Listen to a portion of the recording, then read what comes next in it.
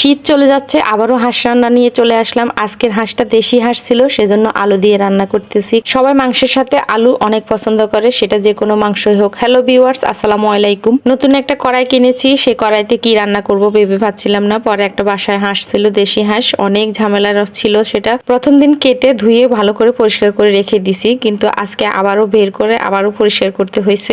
একটা হাঁস 2 দিন পরিষ্কার করার পরে আজকে রান্না করতেছি। প্রথমে কিছু বেরেস্তা করে নিছি, আর বেরেস্তার তেলের মধ্যে কিছু বড় বড় করে আলু ভেজে নিচ্ছি। যে কোনো মাংসের সাথে আলুটা এভাবে একটু তেলে ভেজে দিলে আলু নরম হয়ে গলে যাওয়ার সম্ভাবনাটা কম থাকে। আলু ভাজা হয়ে গেছে, আমি এখন উঠায় রেখে দিছি। আর যে তেলটা দিয়ে ভেজেছি ওই তেলটা কিন্তু আমি উঠায় রেখে দিছি। আমি এখানে সরিষার তেল দিয়ে আজকে হাঁসটা রান্না করব, সেজন্য আমি এখানে সরিষার তেল দিয়ে দিছি। এরপরে আমি একটু পেঁয়াজ কুচিকে ভালো করে ভেজে নিব। এর আগে যে হাঁস রান্নাটা করেছি ওই হাঁস রান্নাটা কিন্তু অনেক মজা হয়েছে। তো বাচ্চারা আলু খুঁজতেছিল, সেজন্য ওই দিন তো আলু দেওয়া হয় নাই, দিতে পারি নাই। তো আজকে ভাবলাম যে একটু আলু দিয়ে রান্না করি, আমরা তো বাসায় খাবো, মেহমান তো আর আসতেছে না, নিজেরাই খাবো। সেজন্য হাঁস রান্নাটা খুবই ঝামেলার, এটা পরিষ্কার করতে অনেক ঝামেলা লাগে, এজন্য সহজে হাঁস রান্না করি না। তারপর এইবার 2বার করে হাঁস রান্না করতেছি। একা একা পরিষ্কার করা খুবই কষ্টকর। বাজার থেকে হাঁস পরিষ্কার করে আনলেও কিন্তু ওরকম করে পরিষ্কার করা হয় না, দেখা যায় যে বাসায় এনে অনেক পরিষ্কার করতে হয়, আর পরিষ্কার করা ছাড়া আমরা হাঁস খেতে পারি না। তেলের মধ্যে পেঁয়াজটা ভাজা হয়ে গেলে আমি এখানে গোটা মশলাগুলো দিয়ে দিছি, দিয়ে আদা রসুন বাটা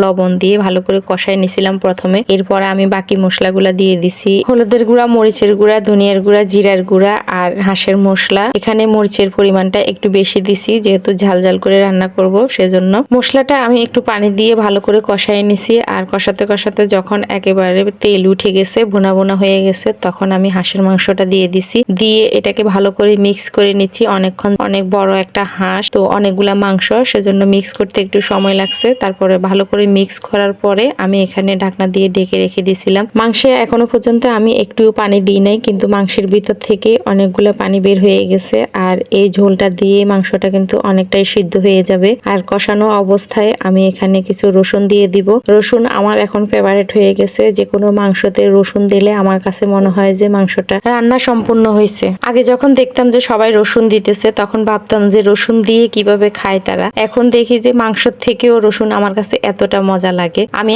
আগে মাংস না খেয়ে আমি আগে রসুন খাই। কষানো অবস্থায় আমি রসুন আর বেরেস্তা কিছুটা পরিমাণে দিয়ে দিছি, আর এখন একটু জল দিয়ে আলুগুলা দিয়ে দিছি। নামানোর আগে আবারও কিছু বেরেস্তা দিয়ে নামিয়ে নিব। যেহেতু আলুগুলা ভাজা হয়ে গেছে, অনেকটাই হয়ে গেছে, সেজন্য আর বেশিক্ষণ লাগবে না। জলটা একটু কমে আসলে আমি এটা নামিয়ে ফেলবো। অনেকে আছে হাঁসের মাংস পছন্দ করেন না, কিন্তু সুন্দর করে যখন রান্না করা হয় তখন কিন্তু হাঁসের মাংস অনেক মজা হয়। এমনিতে কিন্তু হাঁসের মাংস অনেক মজার একটা মাংস। রান্নাটা হয়ে গেছে, আর ঝোলটা কিন্তু একেবারে কমে গেছে। এগুলা উপর দিয়ে যতগুলা দেখতেছেন সবগুলা তেল ভাসতেছে, কারণ হাঁসে প্রচুর পরিমাণে তেল হয়। ভিডিও ভালো লাগলে অবশ্যই লাইক কমেন্ট শেয়ার করে সবাই পাশে থাকবেন। সবাইকে অনেক অনেক ধন্যবাদ জানিয়ে আজকের মতো বিদায় নিচ্ছি। সবাই ভালো থাকবেন, সুস্থ থাকবেন। আল্লাহ হাফেজ।